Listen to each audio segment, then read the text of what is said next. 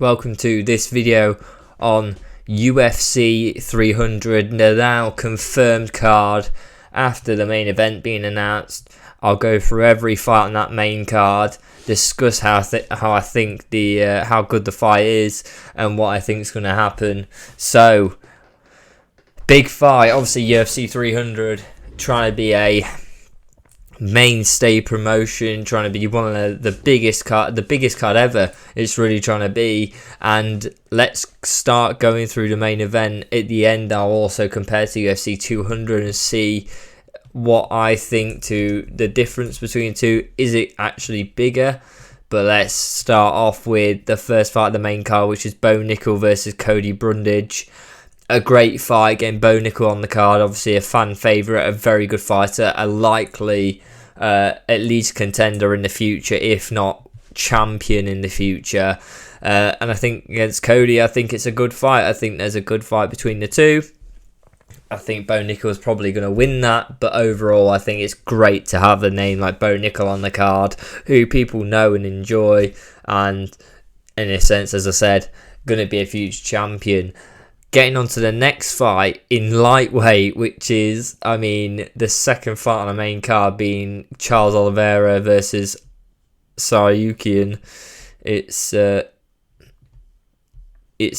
great fight. I think this will be a great fight on the first, second fight on the main card. Amazing. Charles Oliveira, obviously former champion. Tsarukyan coming up and trying to get into that contendership, and a great fight for UFC 300. I think Charles Oliveira really, without any analysis going into this video, I'll make a video nearer the time reviewing each fight, but I do believe it's going to be Oliveira, but Tsarukyan isn't going to take it lightly, and he could get that win. I think it's very challenging for both fighters, and Tsarukyan, if he wants to get up there, be challenging for the championship. Oliveira is a name you need on that card of wins to get there. So, brilliant fight. Again, I think it's very strong. I think you got two big names in there. Well, Oliveira, obviously, the bigger the names, but Tsarukyan, obviously known by a lot of people. Getting on to the next fight, which currently, when making this video, it's unknown whether this is cancelled or not. It's still on the card, but it's then saying it's cancelled elsewhere. So, what to believe and what not to believe. But getting into the fight is Justin Gaethje and Holloway at lightweight. A great fight. Two massive names in the fight. Holloway obviously coming up to fight this fight at lightweight, and Justin Gaethje obviously been there a good while and has been at that top end of that division for a long time, and a great fight. Two massive names, and that's UFC, big events in the UFC, it's names. You need to know who's fighting to get them people trying to watch, especially the 100, 200, 300, the big time, like the mainstay events that happen every now and again. You got to have them big names that people outside of watching the UFC every week will know, and a lot of people will know this fight. I think Justin Gaethje gets it done. I don't think it helps Holloway going up a division when he's so suited to that division. I think going up against Justin Gaethje is, you sort of going up at that top end of that next division, which is full of top level people. I think it's going to be hard for Holloway to get that victory, decision, whatever. But if he does, gives him another avenue to fight at lightweight again. Going on to the co-main event now, which is a title fight in the women's strawweight division. Going on now, that co-main, Zhang versus Yao Nan. I think I've said that right, but yeah, big fight for the championship in that strawweight division. Both fighters being the same age of 34, and the pretty much the reach and things are very similar. And Yao Nan has obviously been coming up strong, getting this fight. Obviously, a big fight for both fighters. Zhang obviously proving that she's probably one of the best, if not the best, fighter in that division, and has done. Yao Nan hasn't fought in a while. Last fight being May last year.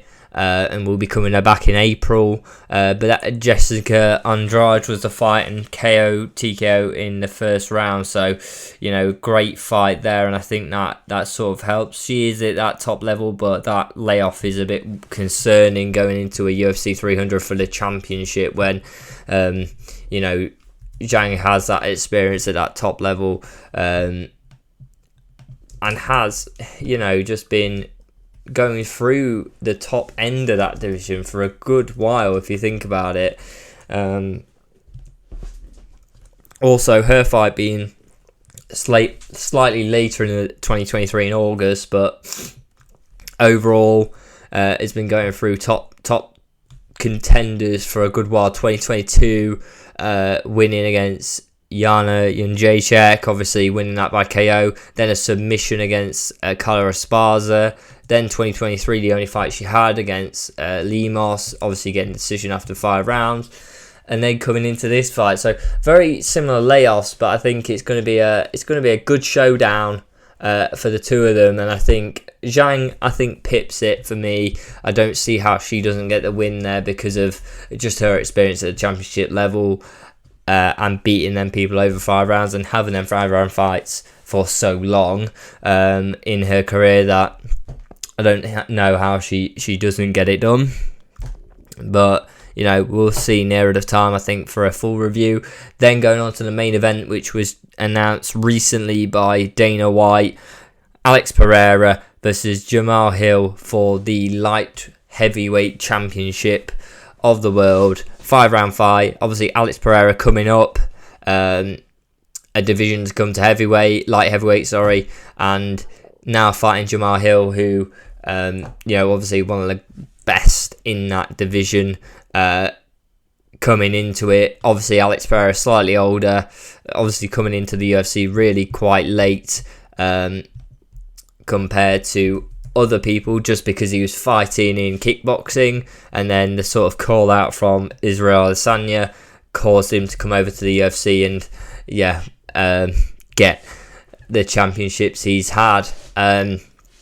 Obviously, last fight for Jamal Hill was January 2023, so already over a year since he last got in the cage, which is the decision against Glover Teixeira, who helps train Alex Pereira currently, which, will help Alex. He'll know what he's getting into with Jamal if Glover Teixeira's already went 5 rounds with him. But obviously, Jamal Hill going on a big win streak recently. His last loss, and I think his only loss, was against Paul Craig back in 2021. And then he's won every fight since, which includes Johnny Walker, Thiago Santos, Glover Teixeira that I just spoke about. Not as many fights as Alex Pereira's had recently, to be honest. He's been out for a while. But obviously Alex Pereira going on a tear and being in light heavyweight for the last 2 fights since his loss to Adesanya, and I think he gets it done. I don't see how Alex Pereira doesn't keep it going. Beat Yan, beat by decision, beat Prochaska by second round KO, TKO. So I think it's going to be too much for Jamal Hill, coming up a long layoff to go against the probably one of the best, if not the best, kickboxer we've seen in this generation of UFC fighters. So I think it's going to be tough for Jamal Hill to get something out of this, but it'll be a big showdown between the two. I think Jamal Hill's good enough to push Pereira over them 5 rounds, but I think Pereira gets it done just with the mass amount of leg kicks and that power he has in the hooks and the kicks he has. And I think if he keeps it standing, he does well. So please let me know what you think in the comments. But now we'll get back onto, this fight card versus 200 fight card. So I'll just remind you of what happened in UFC 200 all them years ago, back in 2016. So the main card, if we review it, we had, and this is, obviously confirmed, not with the cancelled bout between Daniel Cormier and John Jones, but Cain Velasquez versus Travis Brown.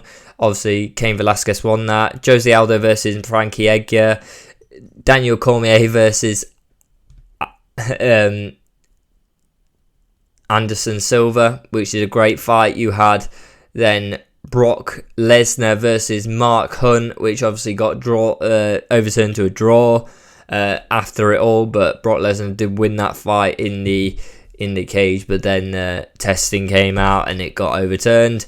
And then Tate versus Nunes won by first round sub, but a great fight card, really. And looking back at this, I think I thought before when this started getting announced, there wasn't that Conor McGregor, there wasn't that big name. But if you look at it, the UFC 200 didn't have them big names. They had Brock Lesnar coming in, which was a big name. It had Daniel Cormier, it had Anderson Silva, it had Jose Aldo, who were all great fighters. But now, I think it's looking back, you actually realise, like Nunes versus Tate, yes, they were two very strong name fighters. Brock Lesnar and Mark Hunt less, very fan favourite, but there wasn't that sort of, I think the most, competitive fight out of it all was Daniel Cormier, Anderson Silva. Really look at them two and go, wow, that's going to be a showdown. And Jose Aldo versus Frankie Edgar, I think you could maybe see that. I think you see Cain Velasquez versus Travis Browne. Cain Velasquez at that point coming into it is going to, do very well early. And then you look at UFC 300 and you see that actually it's got enough big names. I think looking back, you think there's bigger names. I think there actually is. UFC 200, I think it actually probably has at the time, if we're thinking back, has slightly more star power than this card does. I don't think it's by much though, but I do think the matchups are a lot stronger, where you're not going to get them massive differences in ability. And this is maybe one fight or two fights. I think the championship fights both are going to go well. Justin Gaethje, Max Holloway, probably going to go well. Oliveira, Sorry, going to go for, anyone could really win.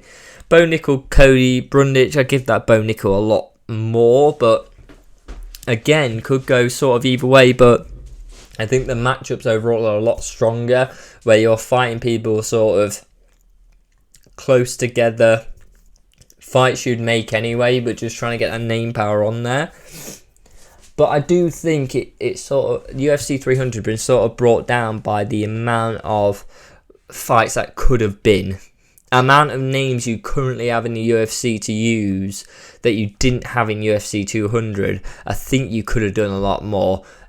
Sean O'Malley from 299 to 300 would have been a great call. Conor McGregor, if it would be possible, get him on the 300 card would have been amazing. Makhachev, if it was possible. Chimaev, if it was possible. You got some big names that aren't on the card, and it sort of becomes where you could have had an extra. If you had that one extra big name, it would have made it over the line to be, you could confirm that 300 is the best event UFC's ever put on. I think currently it could be on the night. You got to view it. You got to see the fight and see what happens. But at the minute, it may not be the biggest card ever. I think it's an amazingly strong card though, and it'll be a great night of fighting. I think and this is another thing with UFC 300, you have so many amazing fights all the way down. The prelim card, headlining the prelim card, Prochaska versus Rakic. But under that, Keita versus Sterling, Holly Holm on it. You got some big names even down there. So I think overall, as an event, you will say it's bigger. But I think the fans are a bit more like, what could it have been? And it could have been it could have blown everything out of the water. I don't think it does currently. I don't think people go, wow, that's just the biggest, best event ever seen. I think on the night, though, I think things will change. I think people go, that was an amazing event, and I think it will be the biggest ever and the best spectacle ever for the UFC. Please let me know what you think in the comments. Who would have you liked to have seen on the UFC 300 card? Let me know what you think about the fights going on and who do you think is going to win in the comments. Please like and subscribe, and I'll see you next time.